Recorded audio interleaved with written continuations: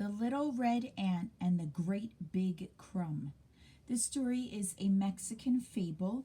A fable is a make-pretend story that tries to teach a lesson. It is retold by Shirley Climo and illustrated by Francisco Mora.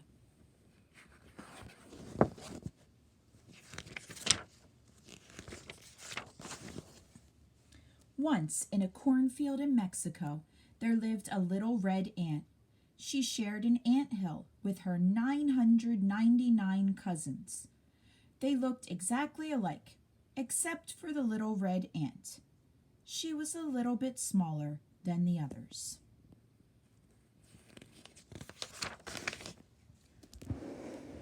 Early one fall morning, all the ants crawled from their anthill. They paraded single file across the field, looking for food to store for the winter. Because her legs were shorter, the little red ant was last in line. "Amigos," she called, "wait for me." "Quick," scolded the others. "Pronto." The larger ants began to return to the nest, carrying scraps of corn on top of their heads. They left nothing behind for the little red ant. Then she spied something yellow under a leaf. It was the color of corn, but it smelled much sweeter. The ant guessed at once what it was.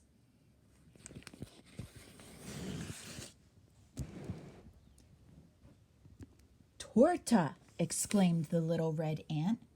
Perhaps a bird had dropped the cake from the sky. Perhaps a mouse had dug it from the ground. But now this wonderful crumb of cake belonged to her. "Lucky me," said the little red ant. She tried to push the crumb. "Oof!" she puffed. She tried to pull it. "Ugh!" she panted.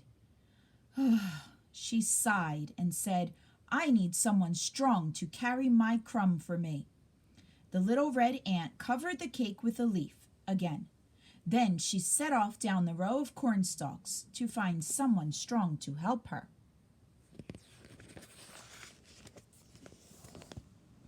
The ant had not gone far when she spied a log. "A log is nice for resting," she said, climbing up on it. "Get off!" The ant jumped down. She discovered a pointy nose at one end of the log. At the other end, she found a twitching tail. The ant guessed at once what it was.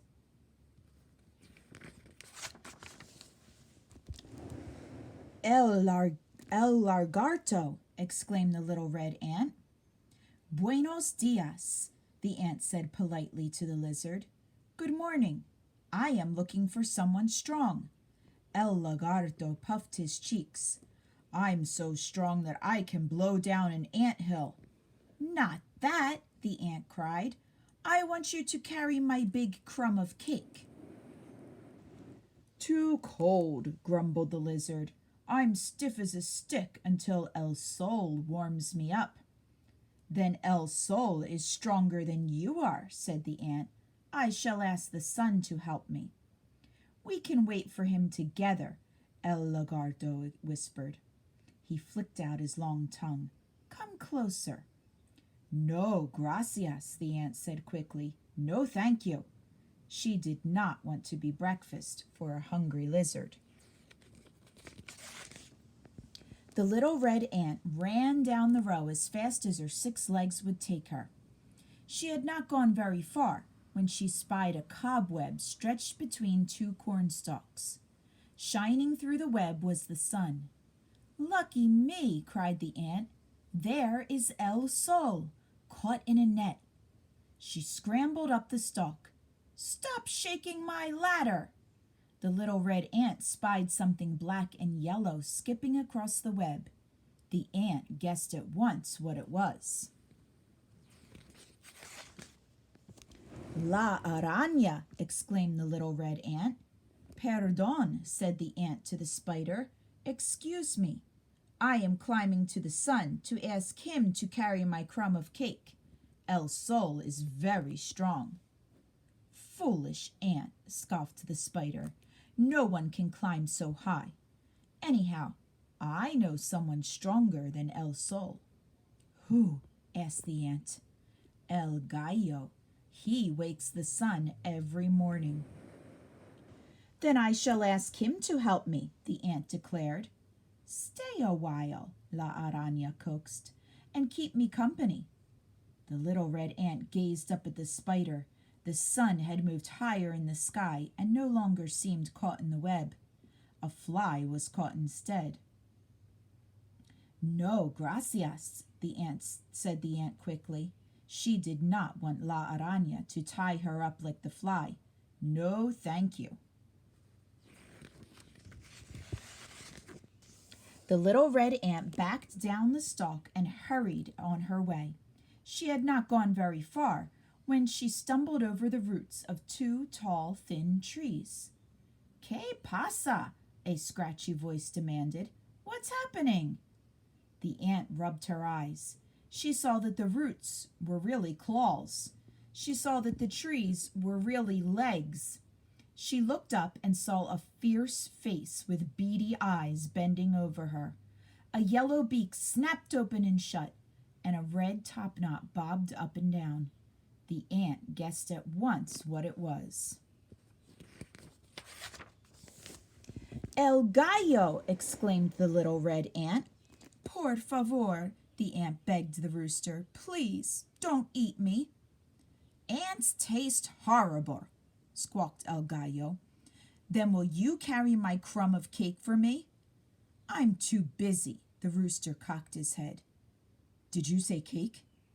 Si, said the little red ant. Yes. Cake tastes delicious, crowed El Gallo. I shall eat your crumb myself. But, the ant began. Where is it? The rooster ran about in circles. Awk! He screeched suddenly. Listen! To what? Asked the ant. To that dreadful noise. It's the chicken chaser. Awk! Flapping his wings, the rooster flew up and over the cornstalks. The ant was glad to see El Gallo go before he found her great big crumb. Lucky me, said the little red ant, and hurried on her way. She had not gone very far when she came upon something big and bristly. Its nose was pointed to the sky, and the dreadful noise was coming from its mouth. The ant guessed at once what it was. El coyote! Exclaimed the little red ant. Hola! The ant shouted to the coyote. Hello! El Coyote stopped in the middle of a howl and stared down his nose at the ant. Don't bother me. I'm singing the sun a bedtime song. The coyote threw back his head, ready to howl again. You must be strong to sing so loudly, said the ant. Will you carry my big crumb of cake for me? Not now, said El Coyote. Maybe tomorrow or next week. Suddenly, but that might be too late. Suddenly, the coyote pricked up his ears, and the hair on his back stood on end. Mira, he yelped. Look, it is the terrible hombre. El Coyote tucked his tail between his legs and dashed off through the cornstalks. The little red ant was sad to see him go. Then she shrugged and started on her way again. But something was moving down the road toward her. It wore boots on its feet and a straw hat on its head. The ant guessed at once what it was. El hombre, exclaimed the little red ant. From far away, the man looked too small to help even an ant. But the nearer he came, the larger he got. Soon he was taller than the cornstalks, and his shadow stretched halfway down the row. He grew so tall that the little red ant could not even see the top of his hat.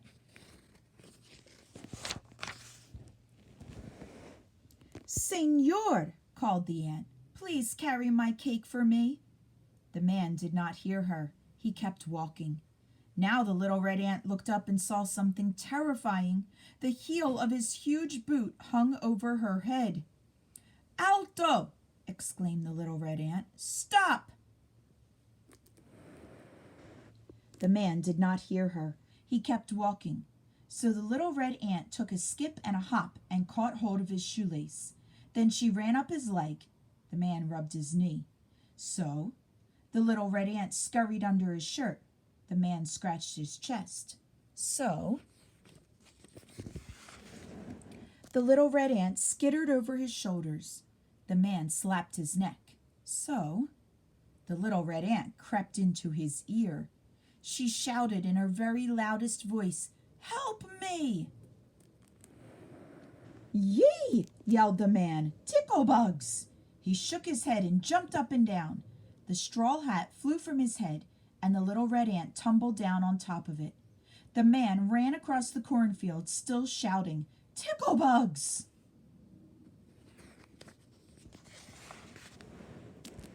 The ant watched him go. "Adios, senor," she called. "Goodbye." Then she thought of something quite surprising.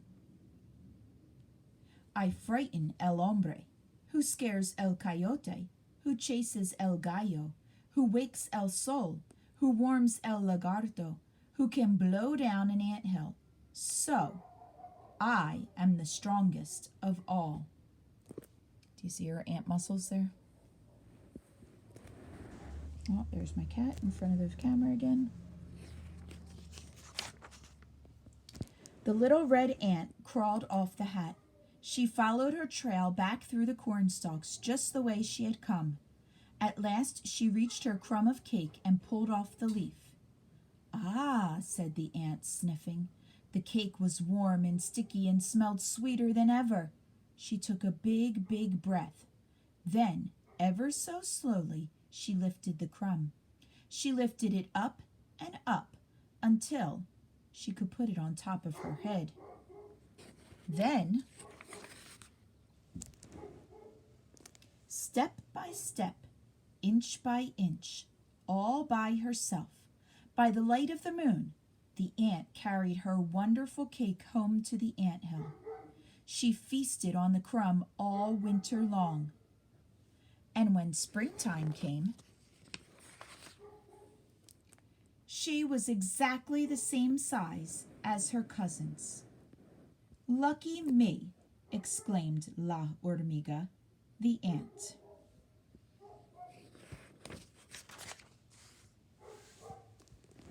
So here's a little note about this story. It says, "This fable about a persistent little ant has been told for centuries in Europe.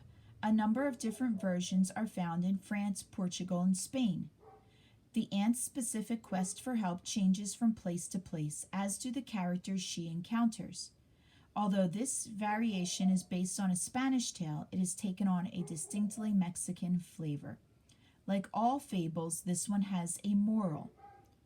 Wherever and however the story is told, the ant always carries this message: you can do it if you think you can." So the ant needed to believe in herself that she was strong enough to do it. And when she did, she got the job done.